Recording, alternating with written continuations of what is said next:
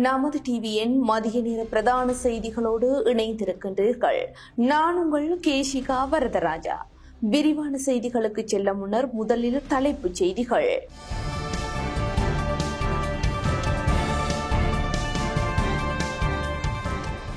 செம்மணியில் இதுவரை 18 மனித எலும்புக்கூட்டு தொகுதிகள் அடையாளம். இன்று வெளியாக உள்ள முக்கிய அறிவிப்பு. ராணுவத்தால் கைப்பற்றப்பட்ட தங்க நகைகளுக்குரிய ஆவணங்களை உரியவர்கள் உறுதிப்படுத்தினார். நகைகள் வழங்கப்படும். அரசாங்கம் அறிவிப்பு. நாடு முழுவதும் பல இடங்களில் திடீர் மின்தடை. அசௌகரியங்களை எதிர்நோக்கிய மக்கள். பிலிப்பைன்ஸில் 5 ஆண்டுகள் தற்காலிக வதிவிட வீசாவை பெற இலங்கையர்களுக்கு வாய்ப்பு. கட்டுநாயக்க விமான நிலையத்தில் கடுமையாக்கப்படும் கட்டுப்பாடுகள். இந்தியாவில் விஸ்வரூபம் எடுத்துள்ள கோவிட் தொற்று. 5 மாத குழந்தை உட்பட 7 பேர் பலி. தொடர்பான உள்நாட்டு செய்திகள்.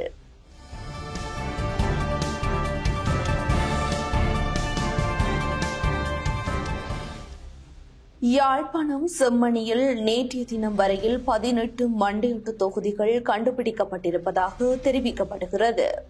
யாழ்ப்பாணம் செம்மணி இந்து மயான பூமியில் 2ஆம் கட்டத்தின் 4ஆம் நாள் அகழ்வு பணி நேற்று நடைபெற்றது. யாழ்ப்பாண நீதவான் நீதிமன்ற நீதிபதி ஏ ஆனந்தராசாவின் கண்காணிப்பின் கீழ் இந்த அகழ்வு பணி நடைபெற்றது. நேற்று 5 மண்டையோட்டு தொகுதிகள் கண்டுபிடிக்கப்பட்ட நிலையில் இதுவரையில் அங்கு 18 மனித எச்சங்கள் கண்டுபிடிக்கப்பட்டிருப்பதாக தெரிவிக்கப்படுகிறது. இதேவேளை அங்கு கண்டுபிடிக்கப்பட்ட மனித எச்சங்கள் தொடர்பான வழக்கு இன்றைய தினம் யாழ்ப்பாணம் நீதவான் நீதிமன்றில் திறந்த மன்றில் எடுத்துக் கொள்ளப்படவுள்ளது. யுத்த காலத்தில் வடக்கில் ராணுவத்தினரால் கைப்பற்றப்பட்ட தங்க நகைகளுக்குரிய ஆவணங்களை உரியவர்கள் உறுதிப்படுத்தினால் அவர்களுக்கு நகைகள் வழங்கப்படும் என அமைச்சர் பிபல் ரத்நாயக்க தெரிவித்துள்ளார். எனினும் ஆவணங்களை உறுதிப்படுத்தாவிடின் அந்த நகைகளின் ஒரு தொகை வடக்கு பொது அபிவிருத்திக்கு பயன்படுத்தப்படும். இதற்கு பொது நிதியம் ஒன்று ஸ்தாபிக்கப்படும் என்றும் தெரிவித்தார். யுத்த காலத்தில் வடக்கில் ராணுவத்தால் கைப்பற்றப்பட்ட தங்க நகைகள் ஜனாதிபதியின் பணிப்புக்கு அமைய சட்ட நடவடிக்கைகள் ஊடாக போலீஸ் திணைக்களத்திற்கு ஒப்படைக்கப்பட்டுள்ளது. இந்த தங்க நகைகள் யுத்த காலத்தின் போது வடக்கு மாகாணத்தில் இருந்து கைப்பற்றப்பட்டுள்ளது. இந்த தங்க நகைகள் ரசாயன பகுப்பாய்வுக்கு உட்படுத்தப்பட்டுள்ளது.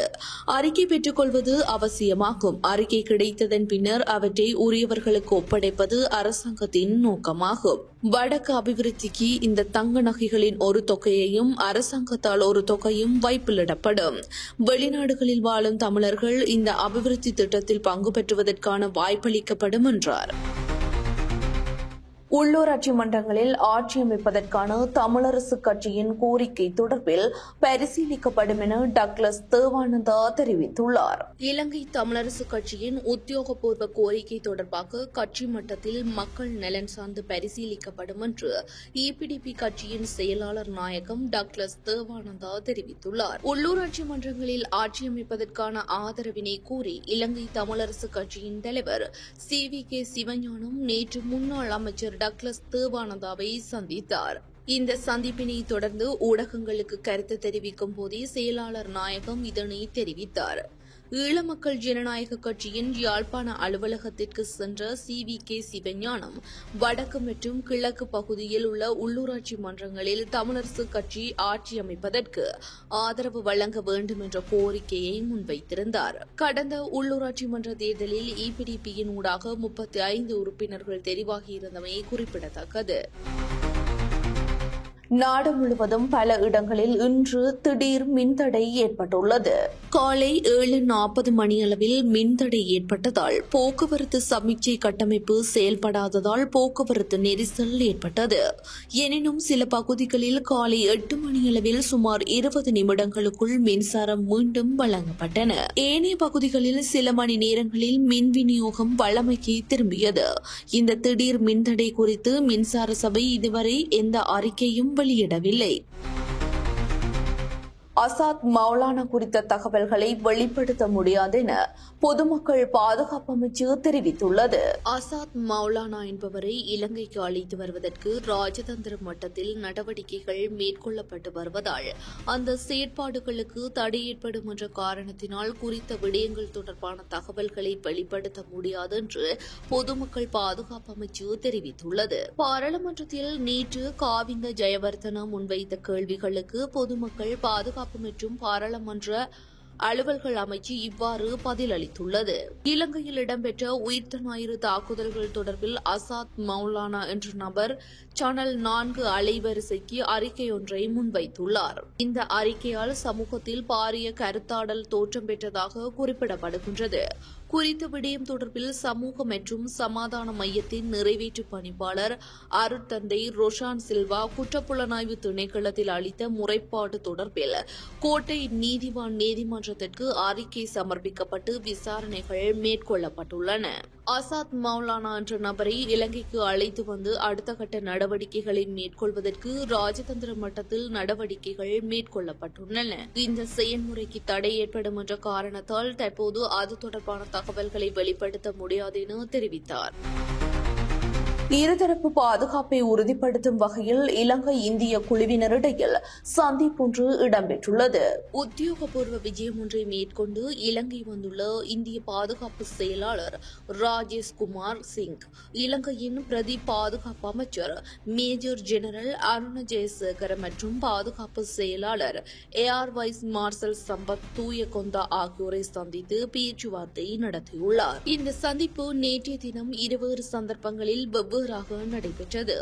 இருதரப்பு பாதுகாப்பு உறவுகளை மேலும் வலுப்படுத்தும் வகையில் நடைபெற்ற இந்த முக்கியத்துவம் வாய்ந்த சந்திப்புகளில் இலங்கைக்கான இந்திய உயர்ஸ்தானிகள் சந்தோஷ் தியாவும் கலந்து கொண்டார். இதன்போது இருதரப்பு பாதுகாப்பு ஒத்துழைப்பு, ராணுவ பரிமாற்றங்கள் மற்றும் கூட்டு முயற்சி வாய்ப்புகள், திறன் மேம்பாடு, அனர்த்த முகாமித்துவ ஒத்துழைப்பு மற்றும் மனிதாபிமான உதவி உள்ளிட்ட பரஸ்பர முக்கியத்துவம் மிக்க விடயங்கள் தொடர்பாக கவனம் செலுத்தப்பட்டது.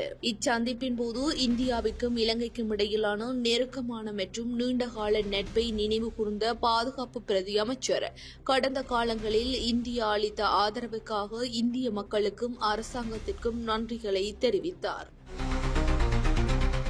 பிலிப்பைன்ஸில் 5 ஆண்டுகள் தற்காலிக வதிவிட விசாவை பெற இலங்கையர்களுக்கு வாய்ப்பு வழங்கப்பட்டுள்ளது.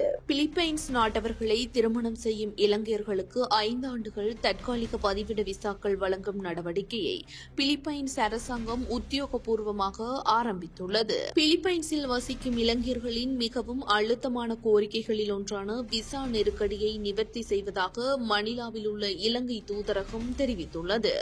முன்னர் தற்காலிக வதிவிட விசாக்கள் 2 ஆண்டுகளுக்கு மட்டுமே வழங்கப்பட்டன. மேலும் அடிக்கடி புதுப்பித்தல்கள் தேவைப்பட்டன.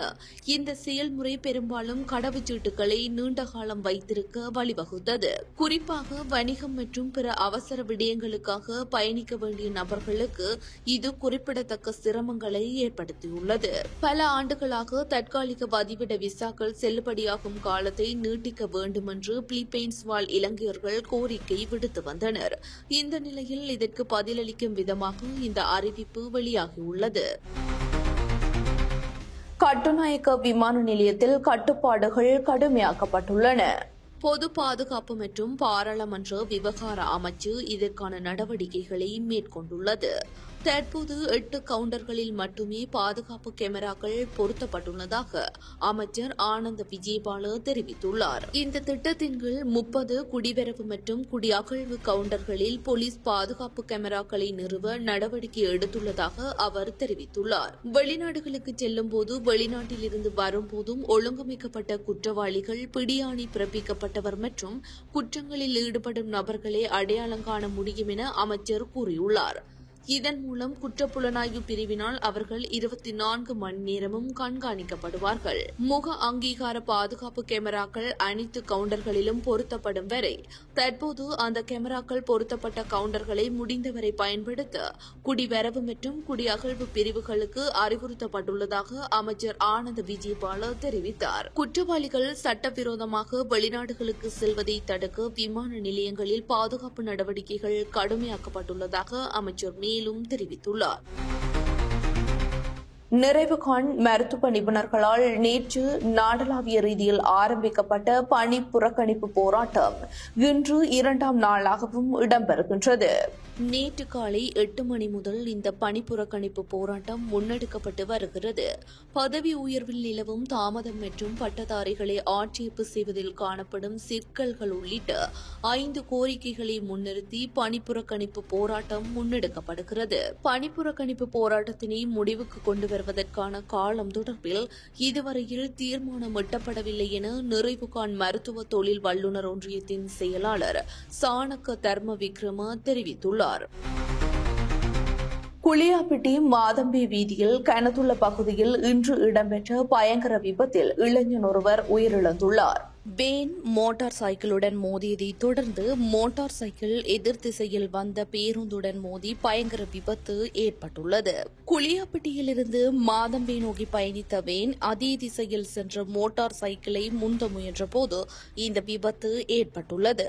இதனால் எதிரே வந்த பேருந்துடன் மோட்டார் சைக்கிள் மோதியதில் மோட்டார் சைக்கிள் சாரதி மற்றும் பின்னால் அமர்ந்திருந்த பெண் ஒருவர் பலத்த காயங்களுக்கு உள்ளாகினர். இருவரும் குளியாப்பிட்டி வைத்தியசாலையில் அனுமதிக்கப்பட்ட நிலையில் மோட்டார் சைக்கிள் சாரதி சிகிச்சை பலனின்றி உயிரிழந்தார். உயிரிழந்தவர் பத்லோய பகுதியைச் சேர்ந்த 23 வயதுடைய இளைஞர் என அடையாளம் காணப்பட்டுள்ளார். பின்னால் அமர்ந்திருந்த பெண் வைத்தியசாலையில் தொடர்ந்து சிகிச்சை பெற்று வருவதாக போலீசார் தெரிவித்தனர். விபத்து தொடர்பாக வேன் சாரதி மற்றும் பேருந்து சாரதி கைது செய்யப்பட்டுள்ளனர். தொடர்வன சர்வதேச செய்திகள்.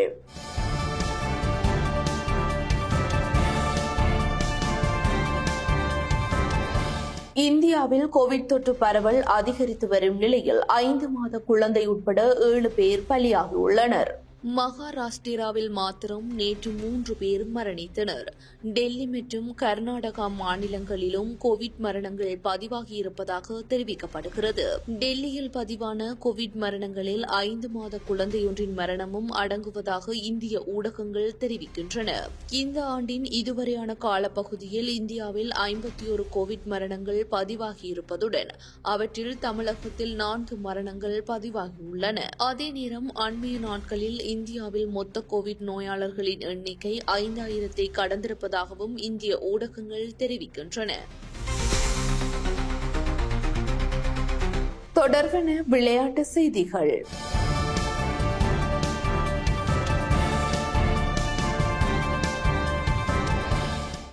இந்தியாவுடனான முதலாவது டெஸ்ட் கிரிக்கெட் போட்டிக்கான இங்கிலாந்து அணி அறிவிக்கப்பட்டுள்ளது.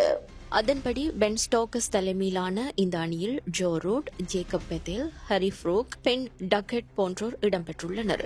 அவர்களுடன் சோயஸ் பஹீர், பிரைடன் ஹாஸ், Sam Cook, Zak Crawley, Jamie Overton, Ollie Pope, Jamie Smith, Joe Stoke, Chris Woakes ஆகியோரின் பெயர்களும் அறிவிக்கப்பட்டுள்ளன. குறித்த போட்டி எதிர்வரும் 20ஆம் தேதி ஆரம்பமாக உள்ளமை குறிப்பிடத்தக்கது. இத்துடன் நமது டிவியின் மதிய நேர பிரதான செய்திகள் நிறைவடைகின்றன. மேலதிக செய்திகளை பார்வையிடுவதற்கு நமது LK.com என்ற இணையதளத்திற்குள் பிரவேசியுங்கள். அத்துடன் நமது டிவி என்ற யூடியூப் தளத்தினை சப்ஸ்கிரைப் செய்யுங்கள். வணக்கம்.